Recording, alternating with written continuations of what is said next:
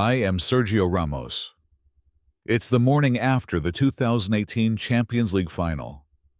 My phone vibrates before I open my eyes. Not messages.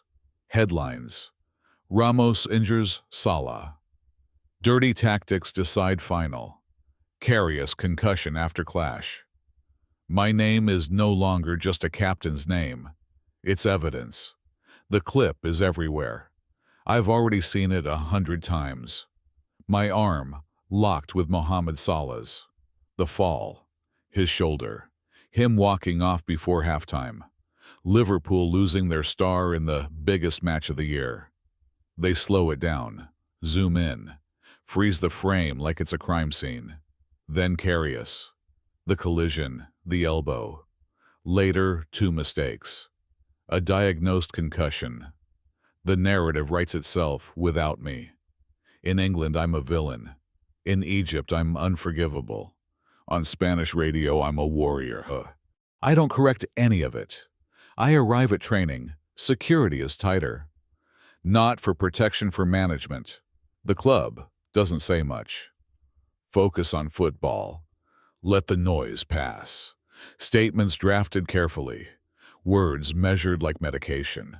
Sponsors call, but not to congratulate. Reporters don't ask about the trophy. They ask about intent. I notice how people speak around me now. Teammates choose neutral language. Staff members avoid the word Salah. No one jokes about Karius. My name has become procedural. Still, doors open. I walk into rooms and conversations pause. Not out of respect. Calculation. Referees look at me longer during matches. Opponents react faster to my movements like they expect something. Crowds whistle before I touch the ball. The power hasn't left. The armband still fits. The medals are still real. But it feels automatic now, institutional. Not personal. I don't apologize. I don't confess. I repeat the same sentence. It was a normal duel. The world doesn't debate the result anymore. They debate me. I've won 4 Champions Leagues. But this is the final they remember when they say my name. I wake up before the calls start.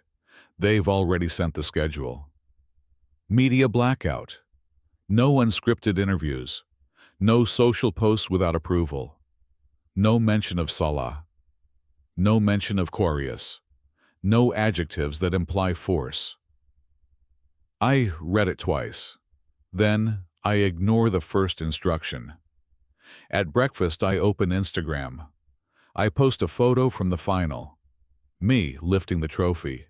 No caption. Comments explode in seconds. Shame, butcher, legend. The same image becomes proof of violence and proof of greatness at the same time. My PR director calls before I finish coffee. Delete it. I let it sit for 12 minutes. Long enough for screenshots. Long enough for English tabloids to push notifications. Ramos shows no remorse. I delete it. At training, cameras wait outside the gates. They weren't scheduled. Someone leaked that I might speak. I wasn't going to. Now I consider it. Inside the club, lawyer reminds me no admission, no speculation, no reaction to medical reports. You are not a doctor, he says. You are not responsible for another professional's diagnosis. I nod. On the pitch, I tackle lightly. Too lightly. The assistant coach notices. Be yourself, he says quietly. It sounds like a warning. After training, I stop walking when I see the press line. That's the break in protocol. We're supposed to pass straight through.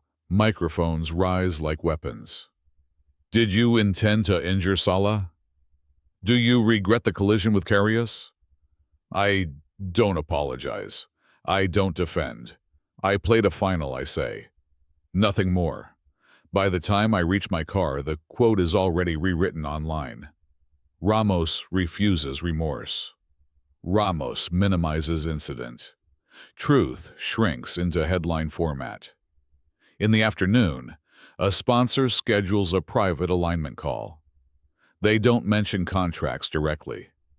They talk about values, responsibility, global audiences. Egypt is a growing market, they remind me. I tell them I won't issue an apology drafted by a marketing team. Silence. They say they understand. They don't. My agent texts. We are losing leverage. I know. That's why I go further.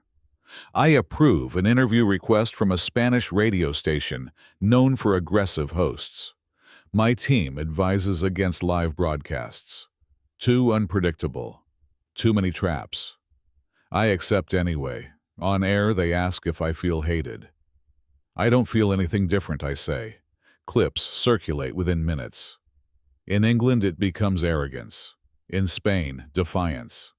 In Egypt, confirmation. Same sentence. 3 realities. By evening, the club communications department sends a revised strategy. Fewer appearances. Controlled environments only. You are becoming the story, the email says. I already am. At dinner, my phone shows me an image. Salah in a sling, slowed down again. Frame by frame. My arm, highlighted in red by some analyst, drawing digital lines like forensic evidence. I watch it without sound. I know this power is temporary. Captains age. Clubs move on. Narratives harden. So I use the name while it still bends rooms. I don't clarify. I don't soften. I let ambiguity breathe. Because the more I speak, the less the words belong to me. Tomorrow, they will say I escalated. They will say I showed no remorse again. All I did today was exist in public. With this name, that's enough to trigger panic.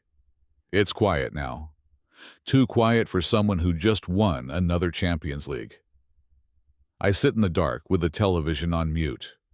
My name runs across the bottom of the screen anyway. Debate panels, slow-motion replays, medical diagrams of shoulders and skulls. My arm looping again and again like it belongs to someone else. I mute it, but I still know the angles. This is the cost. Not the whistles in away stadiums. Not the insults online. Those are loud, temporary, predictable. The real cost is calibration. Every sentence weighed, every gesture reviewed, every collision reinterpreted before it even happens. I feel it already tomorrow when I jump for a header. Cameras will track my elbows. When I argue with a referee, it won't be passion. It will be pattern.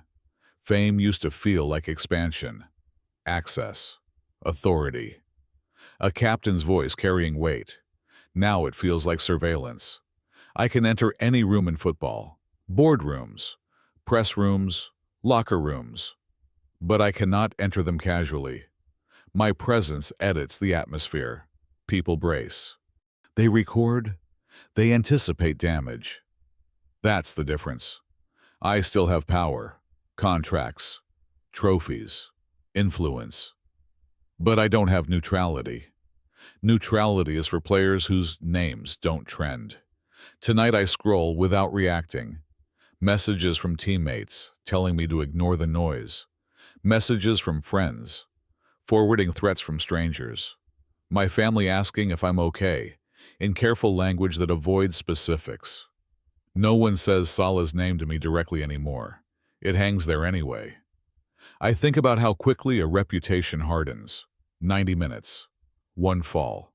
One collision. The rest of a career filtered through that lens. I will play again. I will win again. I might even be celebrated again. But the asterisk doesn't fade. It integrates. I understand something uncomfortable now. Power isn't the trophy. It's the ability to move without permanent interpretation. I don't have that anymore. Tomorrow the cycle continues. Training statements, restraint. I will wake up as Sergio Ramos again with all the doors and all the suspicion that comes with it. But this perspective won't stay with me. I only stepped into this life for a day. I can step out. He can't. For me, this name becomes a story I visited. For him, it's a condition.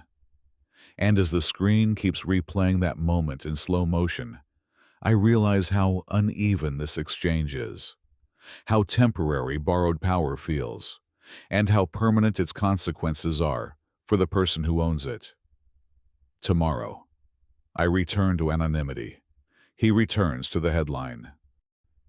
Disclaimer. This video is a fictional satirical thought experiment. It does not represent the real thoughts, intentions, or private life of Sergio Ramos. The narrative is an imaginative exploration created for storytelling purposes only. Its intent is to provide social commentary on fame, scandal power media framing, and public perception, not to present biography, factual claims, or accusations. Any resemblance to real internal experiences is speculative and purely creative.